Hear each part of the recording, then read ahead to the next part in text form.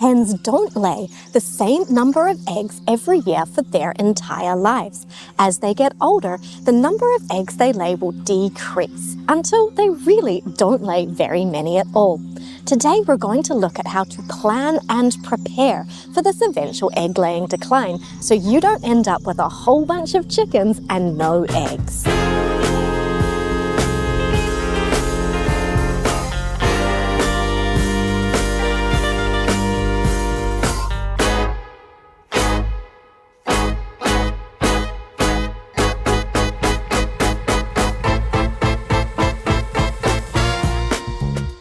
By the time hens get to around 3 years old, their egg-laying capacity really starts to decline. And by the time they're 4 or 5, depending on what breed they are, any eggs you get from them are really just a bonus. You can't count on them.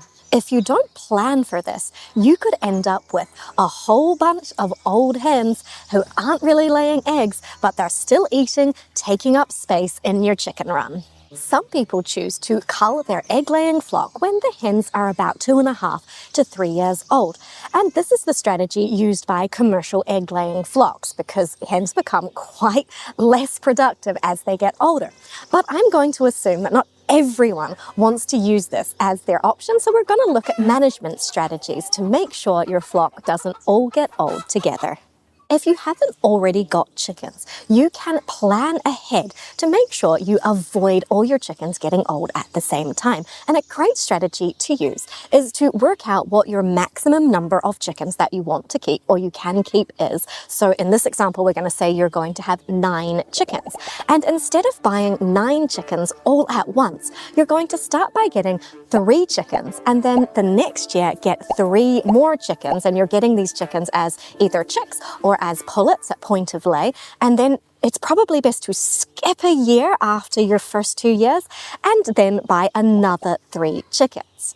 If you use this plan, and assuming that the hens that you're adding each year are pullets at around 6 months old, using this strategy is going to give you a flock of hens where 3 of them are 3.5 years old, so really entering their egg-laying decline.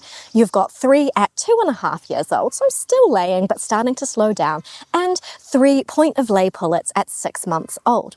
And then by the time you're needing to get more hens as those pullets are starting to edge towards that 3-4 years old, your oldest hens have probably passed on from old age, leaving room for new pullets to be added. This strategy is best for when you can only keep a set limited number of chickens, but you need to be able to keep at least 6 because you always need to keep chickens with friends. So the minimum you can get to begin with is 2 chickens. So keep that in mind. You need to be able to keep at least 6 to do this age shifting around strategy.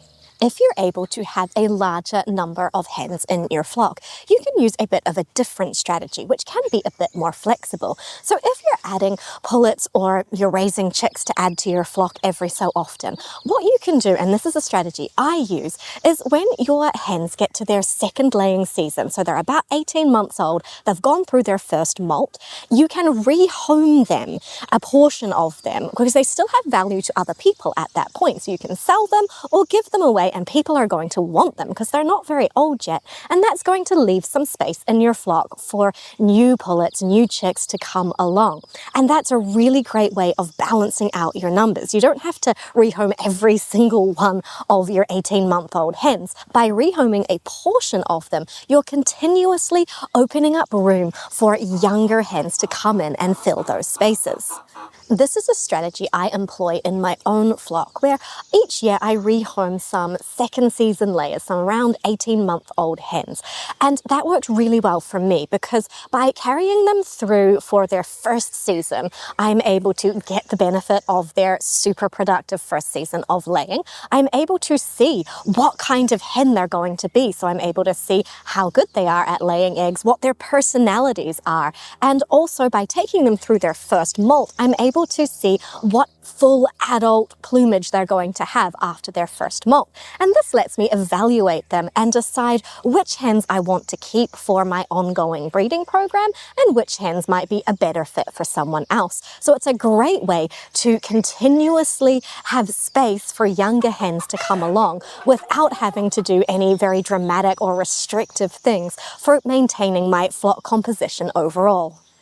If you want to hatch your own chicks as your replacement hens, that can be a really, really great way to do it because they integrate so well if they're coming up through the flock as chicks, especially if you're raising them with a broody hen. But you really have to have a clear strategy in mind, a plan, because you can't keep them all. And I know it's hard. I struggle every year to decide, oh, who am I going to keep and who am I not going to keep? Because I want to keep them all. They're gorgeous and lovely and I just want to see them grow up. But do really think about it because you may end up with a lot more chickens than you can realistically keep. So you do need to have a plan whether you're going to move on those chicks as pullets, you're deciding who you're going to keep and who you're not and just keeping the ones you want, or whether you're going to do that second season move on strategy. But do keep in mind, the longer you keep them, the more attached you get to them. So it's really good to examine your own personality and your pitfalls on how attached you get to your chickens before you get sold on that 18-month move on strategy.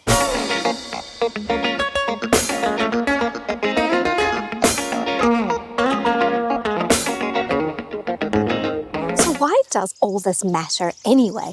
Why do you want to keep older hens in your flock? Well, I've done a video all about this topic, but I'll summarize it here. So older hens are great to keep in your flock because they are great at maintaining your flock structure and stability. So they sort of hold the line and they teach any new birds how things work here. And that's really, really beneficial for maintaining a calm, happy, healthy flock. When you are bringing in new birds on a consistent basis, having some older hens who are well established in their pecking order and can teach those newbies how things work is massively beneficial.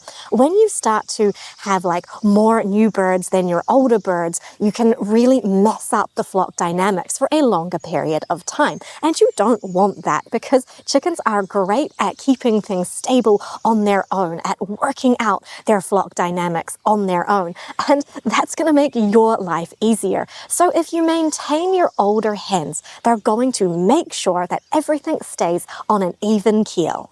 The hens that have been living in your environment for years have a wealth of knowledge about all the things that make their environment work for them. They're going to know all the best foraging spots. They're going to know the routines. And that means that they can teach those skills to the new hens or chicks coming along. So they can be the best foragers, able to get the most out of the environment that you have provided for them. So from that perspective, having older hens can help to reduce your feed bill because they know where all the good stuff is to find. And they can pass that on to the new hens because chickens are great at learning from each other, and they will learn both good habits and bad habits from each other.